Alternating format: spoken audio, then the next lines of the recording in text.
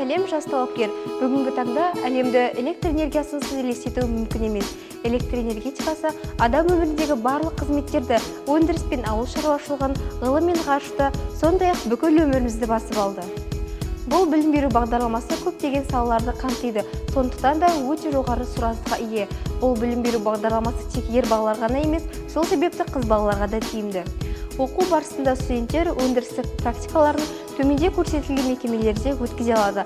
Қызылорда электр тораптарын тарату компаниясы, Энергосервис, Қызылорда жылу электр станциясы. Энергетика саласы қоғамдық өндірістің ілгерілеуін анықтайтын базалық салалардың бірі болып табылады.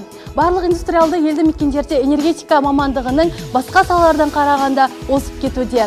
Біз инженерлік технологиялық институтының электр энергетика және өміртіршілік қауіпсіздік кафедрасы 2-ші курс студенттері Өмірзақ Назерке және Бақытжанова Жарқынай осы бір мамандық туралы айтып өтпекшіміз. Мамандығыңыз бойынша қай жерде жұмыс істей аласыз? Жоғарғы вольтты қосалқы станцияларда, электр энергиясын және жылу энергиясын тарату кәсіпорында, жобалау зерттеу институты кәсіпорындарында жұмыс істей аласыздар. Және де бұндай жерде сіз кім болып, қандай мамандықпен жұмыс істей аласыз? Инженер-энергетик, инженер, монтер, электр қызметтерінде жоғарыда көрсетілген мекемелерде жұмысқа тұрасыздар. Қазіргі қоғамда энергиясыз және жылусыз өмір сүру өте қиын. Сол себептен осы бір мамандық сұранысқа ие және жауапкершілігі мен қауіптілігі жоғары мамандықтардың бірі. Всем привет, меня зовут Кусманбет Балхаш. Сейчас я студент 3-го курса по специальности электроэнергетика. В данный момент, благодаря возможности работать по специальности, я являюсь электриком в ТО Комкульсервис. Приглашаем вас на кафедру электроэнергетики и безопасной жизнедеятельности. Мен Ақылбек Нұрдәулет 2018 жылы орта мектепті аяқтап, осында Қорқыт атындағы Қызылорда мемлекеттік университетіне оқуға түстім. Қазіргі таңда электроэнергетикасы мамандығының 3-ші курс студентімін. Мұндағы өте ерекше жағдайлардың бірі практика саласына негізгі мән берілген.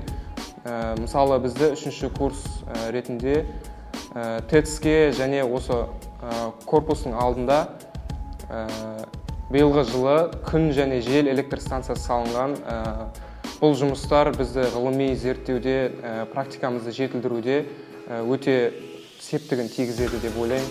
Алдағы уақытта мамандықты тәмамдағаннан кейін бұдан да жоғары магистратураны оқу ойымда бар.